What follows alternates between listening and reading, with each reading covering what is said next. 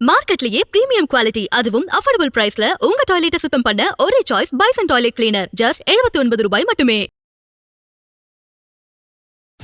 Welcome to imperfect show finance. நிஃப்டியை பொறுத்த வரைக்கும் 108 புள்ளிகள் சரிஞ்சு 25,585 முடிஞ்சிருக்கு. சென்செக்ஸை பொறுத்த வரைக்கும் 324 புள்ளிகள் சரிஞ்சு 83,246 முடிஞ்சிருக்கு. ட்ரம்ப் பண்ற அட்ராசிட்டினால மார்க்கெட் எப்படிலாம் மாறும் அப்படிங்கிறத நாகப்பன் சார் டீட்டெயிலா பேசலாம் வாங்க. சார் வணக்கம். வணக்கம் சிபி. எனக்கா பீஸ் பிரைஸ் தெரியல, யாருக்குமே பீஸ் இருக்கக்கூடாதுன்னு முடிவு பண்றாரு போல இருக்கே சார் ட்ரம்ப். அப்படிதான் தெரியுது. ஐரோப்பிய யூனியன் மேல டாரிஃப் போட்டிருக்காரு 10% பிப்ரவரி 1 இருந்து.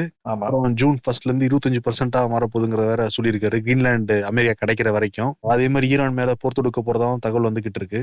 இதனாலதான் நம்ம மார்க்கெட்ல இதெல்லாம் எதிரொலிக்குதுங்களா? நிச்சயமா இதனுடைய தாக்கம்ங்கிறது 3 விதத்துல இருக்கு. ஒண்ணு, நம்முடைய சந்தை வீக் ஆயிட்டு இருக்கிறது ஒரு பக்கம். ஏன்னா எஃப்ஐஎஸ் தொடர்ந்து ஒரு பக்கம் வித்துக்கிட்டு இருக்காங்க. இன்னொரு பக்கம் பாத்தீங்கன்னா இதற்கு ஈக்குவலா இந்த பணம் எல்லாம் எங்க போகுதுன்னா சில்வர் கோல்டு அதை நோக்கி நகர்கிறது. ஏன்னா ஒரு அன்சர்டன் சிச்சுவேஷன்ஸ்ல சைக்கலாஜிக்கலா பீப்புள் ஃபீல் மோர் கம்ஃபர்டபுள். இந்த மாதிரியான விஷயங்கள்ல கொஞ்சம் முதலீடு செய்ய ஆரம்பிப்பார்கள். அதை நோக்கியும் செய்துகிட்டு இருக்கு. இன்னைக்கு வெள்ளி ஆல் டைம் ஹை. எம்சிஎக்ஸ் சந்தையில 3 லட்சத்தை தாண்டியது ஃபியூச்சர்ஸ் மார்க்கெட்ல பாத்தீங்கன்னா. அது ஒரு பக்கம். அது அட்ராக்டிவா இருக்கிறதுனால இதை வித்துட்டு அங்க போறாங்க. அது ஒரு காரணம். ப்ராஃபிட் புக்கிங், எஃப்ஐஎஸ் எக்ஸிட் ஆகுறது. இன்னொரு பக்கம் வேற ஒரு அசெட் கிளாஸுக்கு போறது. இதெல்லாம் ஒரு காரணம். நீங்க சொன்ன மாதிரி இந்த 10% பிப்ரவரி 1 இருந்து இது கூடுதல் வரி ஏற்கனவே இருக்கிறத விட 25% ஜூன் 1 இருந்து அப்படின்னு சொல்லியிருக்காரு. கிரீன்லாண்டை கையகப்படுத்தும் வரை. ரொம்ப முக்கியமா ஒரு விஷயம் என்னன்னா, கவலை அளிக்கக்கூடிய விஷயம் என்னன்னா, ஈரான், அது மிடில் ஈஸ்ட், அதை சுத்தி அமெரிக்காவுடைய போர் கப்பல்கள் வந்திருக்கதா தகவல் வருது. C-17 குளோப் மாஸ்டர்ஸ் சொல்றாங்க. இது மிடில் ஈஸ்ட்ல சுத்தி இருக்குது. ஏன்னா இதெல்லாம் ஃபைட்டர் ஜெட் இருக்கக்கூடிய அந்த போர்படை சம்பந்தப்பட்ட விஷயங்கள். இதெல்லாம் மிலிட்டரி பில்டப்னு வச்சுக்கோங்களேன். F-15 ஜெட்ஸ், பேட்ரியட் மிசைல்ஸ், இது எல்லாமே அது மாதிரி தயாராக பார்த்தா அடுத்து ஏதாவது ஈரான் மீது கூடிய விரைவில் தாக்குதல் இருக்குமா அப்படிங்கிற ஒரு அச்சம் எழாமல் இல்லை. பொறுத்திருந்து பார்க்கணும். இப்ப யூரோப்பை பொறுத்த வரைக்கும் ஒரு பக்கம் இவர் இந்த மாதிரி சொல்லிக்கிட்டு இருந்தாலும் யூரோப்பியன் யூனியன் கொஞ்சம் வலுவாக இருப்பதாக தெரிகிறது. முதல் முறையாக கொஞ்சம் ஸ்ட்ராங்கா பேச ஆரம்பிச்சிருக்காங்க. ஒண்டிக்கு வான்னு சாலையில் இறங்கி அவரோட சண்டை போடல. பட் ஆனா மறைமுகமாக இந்த தாக்குதல்களை ரொம்ப கிளவரா கையாள்வது மாதிரி தான் எனக்கு தெரிகிறது. ஏன்னா இப்போ பிரான்சினுடைய அதிபர் மேக்ரான் என்ன சொல்லியிருக்காருன்னா, இந்த மாதிரி ட்ரேட் பசூக்கா அப்படிங்கிற ஆக்ஷனை எடுக்கணும். அமெரிக்கா மாதிரி டாரிஃப் எல்லாம் போட்டுட்டு இருக்காங்க, நம்ம திருப்பி அவர்கள் மீது டாரிஃப் போடணும் அப்படின்னு சொல்லியிருக்காரு. இதுக்கு ஜெர்மன் பைனான்ஸ் மினிஸ்டர் மேக்ரோன் என்ன சொல்லியிருக்காரோ அதுக்கு ஆதரவு தெரிவித்திருக்கிறாரு. பெரிய அளவுல இப்ப யூரோப்பியன் யூனியனுக்குள்ள இந்த ட்ரேட் பசூக்காவுக்கு ஆதரவு பெருகிட்டு வருதுங்கிறதை நம்ம கவனிக்கிறோம். அது என்ன சார் ட்ரேட் பசூக்கா? இது 2023 யூரோப்பியன் யூனியன் ஒரு ரெகுலேஷனை அடாப்ட் பண்றாங்க. ஏதாவது ஒரு எதிர்பாராத ஒரு சூழ்நிலையில் யூரோப்பியன் யூனியனை அந்நிய சக்திகள், வெளிநாட்டு நாட்டினர் கோயர்ஸ் பண்றாங்க. கோயர்ஷன்னா நம்மள கையை முறுக்கி நமக்கு பிடிக்காத சில விஷயங்களை நமக்கு செய்யறது, அல்லது நம்ம மேல டாரிஃப் போடுறது, நமக்கு எதிராக நடந்துக்கிறது, குறிப்பாக பொருளாதார ரீதியாக நம்மை முடக்குவது அல்லது நமக்கு கஷ்டத்தை உண்டாக்குவது, இந்த மாதிரியான விஷயங்கள் இருக்கும் பொழுது அந்த நாட்டிற்கு எதிராக நடவடிக்கை எடுப்பதற்கு நாம் தயங்கக்கூடாது. அதற்கான ஒரு டூல் தான் இந்த ட்ரேட் பசூக்கா அப்படிங்கிறது. ட்ரேட் பசூக்காங்கிறது ஒரு இன்ஃபார்மலா சொல்றது. அது ஆக்சுவலா அதனுடைய பேர் ஆன்டி கோயர்ஷன் இன்ஸ்ட்ருமெண்ட் அப்படின்னு சொல்றது. இது ACI-ன்பாங்க. ஆன்டி கோயர்ஷன் இன்ஸ்ட்ருமெண்ட்ங்கிறது யூரோப்பியன் யூனியனுடைய ஒரு ரெகுலேஷன். இது உடனடியா பண்ண முடியாது. ஃபர்ஸ்ட் அவங்க இது இந்த 3வது நாடு நம்ம மீது தொடுத்திருப்பது எக்கனாமிக் கோயர்ஷன் தானாங்கிறத முதல்ல முடிவு பண்ணணும். அங்க யூரோப்பியன் கமிஷன், யூரோப்பியன் யூனியன் முடிவு பண்ணணும். அதற்கு பிறகு அந்த நாட்டோடு ஒரு டயலாக் வச்சுக்கணும், டீஎஸ்கலேட் பண்றதுக்கு. இது தப்பு, இது பண்ணக்கூடாது, பண்ணலன்னா நாங்க பண்ணுவோம்னு. அது ஃபெயிலியர் ஆனா, அந்த டாக்ஸ் ஃபெயிலியர் ஆனா அதுக்கப்புறமா ரிட்டாலியேட்டரி மெஷர்ஸ் which includes நம்ம டாரிஃப் போடுறது, கோட்டா, அமெரிக்காவில இருந்து இவ்வளவுதான் இறக்குமதி செய்வோம், அல்லது நாங்க கூடுதலாக வரி போடுவோம், இப்படி எல்லாம் போடுறதுக்கான அமெரிக்கா எந்த நாடு அவர்களை பாதிக்கிறதோ அப்படிங்கிறது. சோ இது 3 ஸ்டெப் ப்ராசஸ் இருக்கு. அது டாரிஃபா இருக்கலாம், அல்லது கோட்டாவா இருக்கலாம், அல்லது ரெண்டுமே சேர்ந்து இருக்கலாம். ஆனால் இதெல்லாம் பண்ணணுங்கிற கோரிக்கை இங்கு எழுந்திருக்கிறது என்பது கவனிக்கத்தக்கது. இது நடப்பதற்கான சாத்தியக்கூறுகளும் அதிகம் இருப்பதான் நான் நினைக்கிறேன். ஏன்னா இந்தியா கிட்டத்தட்ட நம்மளாம் வெளியே பேசல, அதிகமா செய்தித்தாள்களில் வெளிவரல. இந்தியாவே ஒரு ட்ரேட் பசூக்காவை அமெரிக்காவை நோக்கி செய்ய ஆரம்பிச்சிருக்குன்னு தெரிய வருகிறது நமக்கு. அது என்னதுங்க சார்? ஒரு சமூக ஊடகங்களில் வெளியான ஒரு கடிதம். இது கெவின் கிராமர்னு யுனைடெட் ஸ்டேட்ஸ் செனட்டர், அவரும் ஸ்டீவ் டைன்ஸ் 2 பேரும் எழுதியிருக்காங்க பிரசிடென்ட்டுக்கு, அமெரிக்க பிரசிடென்ட்டுக்கு எழுதியிருக்கதா வந்திருக்கு இந்த லெட்டர். அங்க என்ன போட்டிருக்காங்க, ஜனவரி 16ஆம் தேதி. அதுல என்ன எழுதியிருக்காங்கன்னா, நிறைய நீங்க உங்களை இந்திரன் சந்திரன் அதெல்லாம் சொல்லிட்டு அதுக்கு பிறகு இந்த மாதிரி நீங்க இந்தியா வந்து உலகத்தின் மிகப்பெரிய பீஸ் பட்டாணி கன்சியூம் பண்றவங்க. அது மட்டும் இல்ல லென்டில்ஸ், அந்த பல்ஸ் கிராப்ஸ் இருக்குல்ல, சிக் பீஸ்னு சொல்லக்கூடியது, லென்டில்ஸ், பீன்ஸ் இதெல்லாம் கன்சியூம் பண்ணக்கூடியது, குறிப்பாக பீஸ். இதுல வந்து 27% உலக கன்சம்ஷன்ல இந்தியா தான் கன்சியூம் பண்ணுதான். இதுல மிக அதிக அளவுல உற்பத்தி பண்ணக்கூடியது நார்த் டக்கோட்டா, மொன்டானா. இது ரெண்டுமே அமெரிக்காவில் இருக்கக்கூடிய இந்த மாகாணங்கள் ரெண்டும் பெரிய அளவுல வந்து உற்பத்தி பண்றாங்க இந்த பல்ஸ் கிராப்ஸ். அதை ஏற்றுமதி பண்றாங்க இந்தியாவுக்கு. அக்டோபர் மாதம் 30 சென்ற ஆண்டு 2025 அக்டோபர் 30 இந்தியா ஒரு அனௌன்ஸ்மெண்ட் பண்ணிருக்காங்க. என்னன்னா, இந்தியாவில் இறக்குமதி செய்யப்படும் இந்த எல்லோ பீஸுக்கு 30% டாரிஃப், கூடுதல் டாரிஃப் அப்படின்னு சொல்லியிருக்காங்க. நவம்பர் 1 2025 இருந்து எஃபெக்ட்னு, உடனடி எஃபெக்ட்னு வச்சுக்கோங்களேன், அந்த மாதிரி சொல்லியிருக்காங்க. இது ஒரு அன்ஃபேர் இந்தியன் டாரிஃப். அதனால வந்து எங்களுக்கு ரொம்ப கஷ்டம் இருக்கு, எங்க விவசாயிகள் கஷ்டப்படுறாங்க, ஏற்றுமதி பண்ண முடியல அல்லது அதிக பாதிப்பு ஏற்பட்டிருக்கு. இதை நீங்க தலையிட்டு இந்திய பிரதமர் நரேந்திர மோடியோட நீங்க இதை வந்து பேசி இதை வந்து ஒரு 2 பேருக்கும் சாதகமான முறையில் முடிச்சு வைக்கணும்னு சொல்லி கேட்டிருக்காங்க லெட்டர். சோ அப்ப அதுல இருந்து இது ஒன்றுதானா, இந்த மாதிரி வேற எதுவும் டாரிஃப் போட்டிருக்கா இந்தியாங்கிறதே நம்ம பார்க்கணும். போக போக தெரிய வரும். ஒரு இந்தியாவும் ஒரு வயலட் ட்ரேட் பஸ்ஸுக்கா சத்தம் இல்லாத பண்ணிருக்க மாதிரி தான் தெரிகிறது. இன்னைக்கு மார்க்கெட் வந்து பாக்குறப்ப அட்வான்ஸ் டிக்ளைன் பெரிய டிஃபரன்ஸ் தெரியுது. அட்வான்ஸ் வந்து 872, decline 2316, upper circuit 55, lower circuit 97. 2 week எஸ் சார். ஹை லோவும் ரொம்ப அதிகமா தான் இருக்கு. ஹை வந்து 78, லோ 393. இப்ப இந்த ட்ரெண்ட் இந்த வாரம் முழுக்க தொடருமா சார்? எப்படிங்க சார் பண்ணிக்கிறீங்க? நிச்சயமா பிராடர் மார்க்கெட் வந்து டவுனா தான் இருக்கு, அது சந்தேகம் இல்லை. பட் நீங்க இண்டெக்ஸ்னு எடுத்துக்கிட்டீங்கன்னா, இன்னைக்கு சென்செக்ஸ் 325 புள்ளிகள் கிட்ட இறங்கி இருக்குன்னா, அதுல வந்து கிட்டத்தட்ட 450 புள்ளிகள் இறங்குவதற்கு காரணம் 2 பங்குகள் தான், ரிலையன்ஸ், ஐசிஐசிஐ பேங்க். இந்த 450 புள்ளிகள் எடுத்துட்டு பாத்தீங்கன்னா 324 ஆக்சுவலா சென்செக்ஸ் வந்து 125 புள்ளிகள் ஏற்றத்துல முடிவடைந்த மாதிரி. என்ன காரணம்னா, இண்டிகோல இருந்து Tech Mahindra, Hindustan Unilever, Bajaj finance, Kotak bank, Maruti, Trent, இது எல்லாமே ஐடிசி ரொம்ப நாட்களுக்கு பிறகு எல்லாமே ஏற ஆரம்பிச்சிருக்கு, இன்க்ளூடிங் HCL டெக், ஆக்சிஸ் பேங்க்லாம். சோ அதனால வந்து இந்த ரிலையன்ஸ், ஐசிஐசிஐ வங்கி, HDFC வங்கி, இந்த 3 தான் இன்னைக்கு குறியீடு 500 புள்ளிகள் சென்செக்ஸ் இறங்குவதற்கு காரணம். அந்த 500 புள்ளிகள் இறக்கத்தை எடுத்துட்டு பாத்தீங்கன்னா 172 புள்ளிகள் சென்செக்ஸ் ஏற்றத்துல அப்படின்னு எடுத்துக்கலாம். இது ஒரு பக்கம். சோ சென்செக்ஸ் நிப்டியை பொறுத்த வரைக்கும் பெரிய இறக்கம்னு உண்மையிலே என்னால பார்க்க முடியல. பட் பிராடர் மார்க்கெட் நிச்சயமாக வந்து இறக்கத்துல இருக்குங்கிறது நீங்க சொன்ன அந்த தரவுகள் எல்லாம் காட்டுகிறது. அதே மாதிரி நிப்டி 50 இல்லாம 100, 200, நிப்டி 500 500 பங்குகளை உள்ளடக்கிய குறியீடும் இறக்கத்துல தான் இருக்கு. மிட் கேப், ஸ்மால் கேப் கூட இன்னைக்கு நிப்டி மிட் கேப்பும் நிப்டி ஸ்மால் கேப்பும் இறக்கத்துல இருக்கு.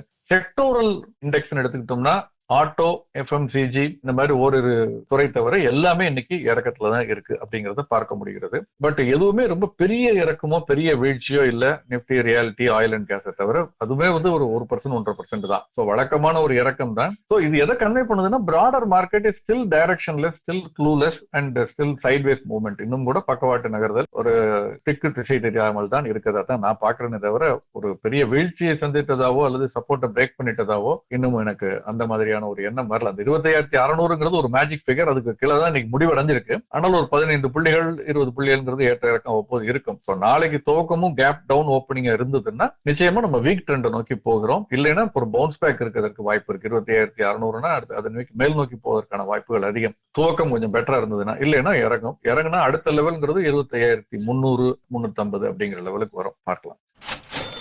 பாரத் குக்கிங் கோல் இன்னைக்கு வந்து லிஸ்ட் ஆயிருக்கு. எப்படி சார் லிஸ்ட் ஆயிருக்கு ஐபிஓ? அந்த ஐபிஓ அது சக்கப்போடு போட்டிருக்கும்பாங்களா, அந்த மாதிரியான ஒரு அது 300 மடங்குக்கு மேல் விண்ணப்பங்களை பெறப்பட்டதுங்கிறத நம்ம பார்த்தோம். இன்னைக்கு வந்து அது 23 ரூபாய்க்கு வெளியிடப்பட்டது, 45 ரூபாய்க்கு வெளியிடப்பட்டது. கிட்டத்தட்ட 100 மடங்கு லாபம்னு சொல்லலாம், அல்லது 97 மடங்கு அப்படின்னு சொல்லலாம். அதுலதான் லிஸ்ட் ஆனிச்சு. ஸோ அது முடிவடையும் போது கூட 41, 42 நல்ல ஒரு இதுலதான் இருந்தது.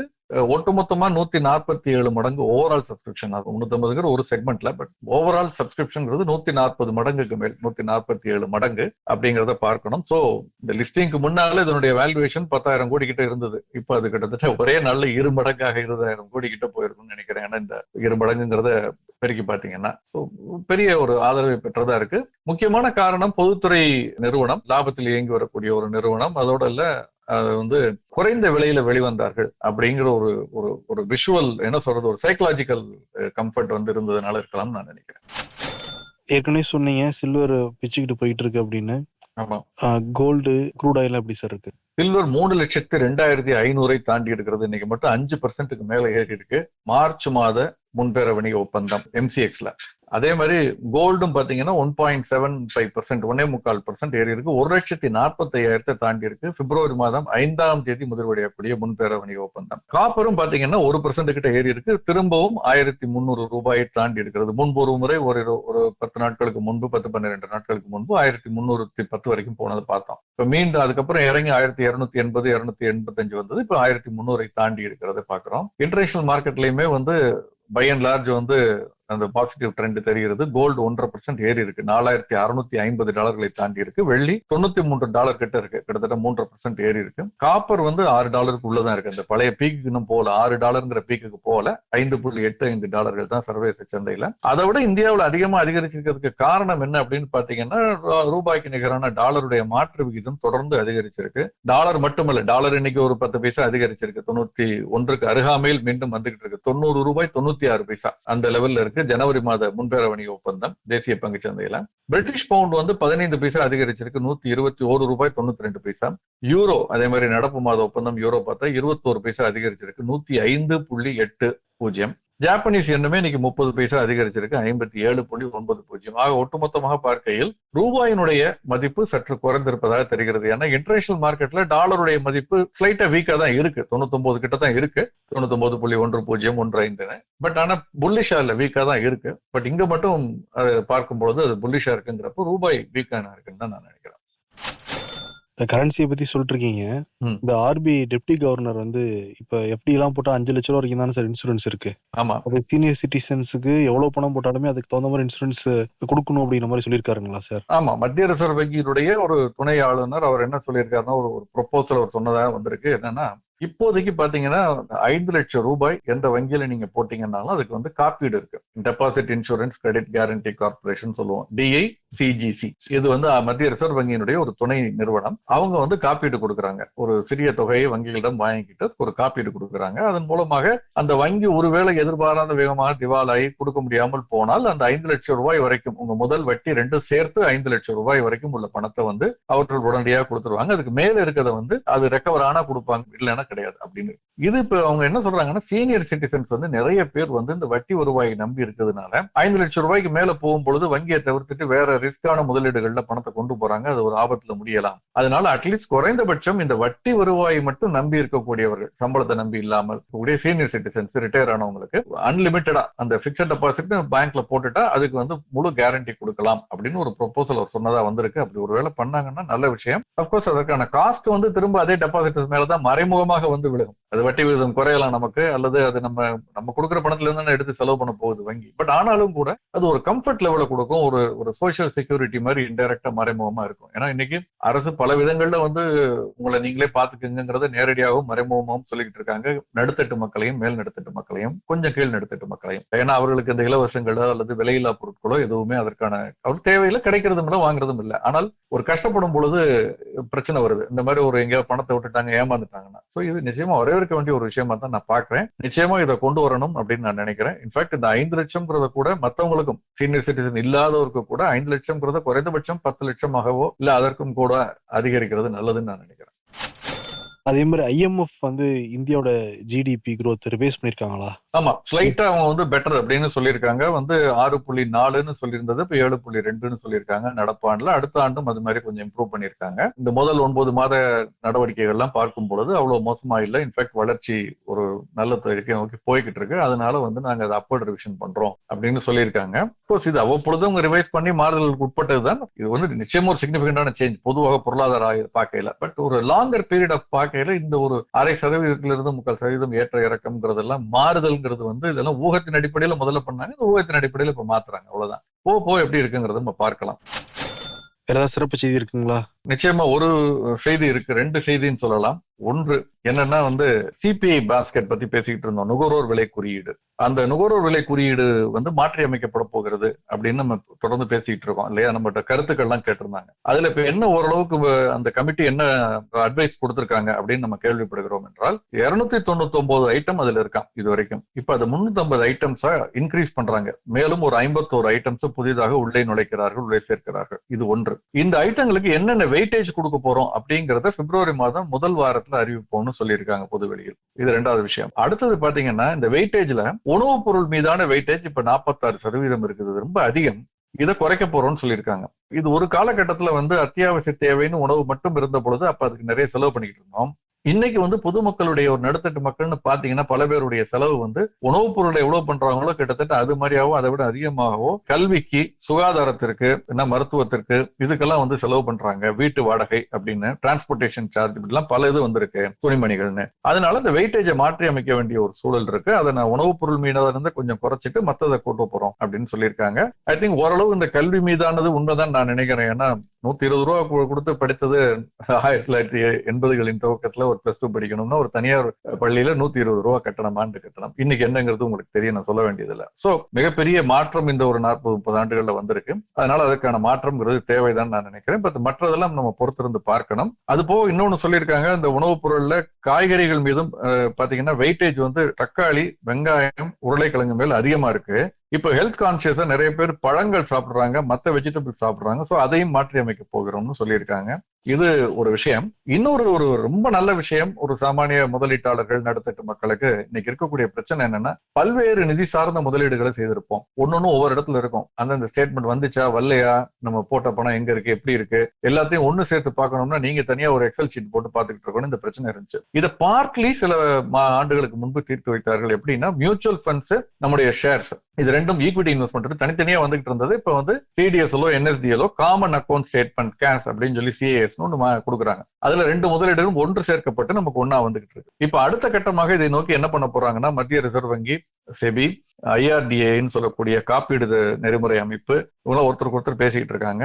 காப்பீடு, வங்கிகளில் உள்ள நம்முடைய முதலீடு, அதே மாதிரி mutual funds, equity shares investment, இது எல்லா நிதி சார்ந்த முதலீடுகளையும் ஒருங்கிணைத்து மாதம் ஒரு statement end of the month முடிஞ்சோன்னா அடுத்த மாசம் முதல் வாரத்துல நமக்கு அனுப்புற மாதிரி ஒரு எப்படி பண்ணலாம் அப்படின்னு அதற்கான வேலைகளில் மும்முரமாக இறங்கியிருக்கு. ஈவன் பென்ஷன் ஃபண்டையும் சேர்த்து, பிஎஃப்ஆர்டியையும் சேர்த்திருக்காங்க. எல்லாத்தையும் இன்டகிரேட் பண்ணி ஒரு கன்சாலிடேட்டட் அக்கௌண்ட் ஸ்டேட்மெண்ட் சொல்றது, கேஷ் சிஏஎஸ் சொல்லக்கூடிய அந்த கன்சாலிடேட்டட் அக்கௌண்ட் ஸ்டேட்மெண்ட் அனுப்புறதுக்கான முயற்சிகளில் இறங்கி இருக்கிறார்கள். இது நிச்சயமா ஒரு சிறப்பு செய்தின்னு நான் நினைக்கிறேன். ஏன்னா பல தலைவலியே இது நமக்கு போக்கும் பல பேர்.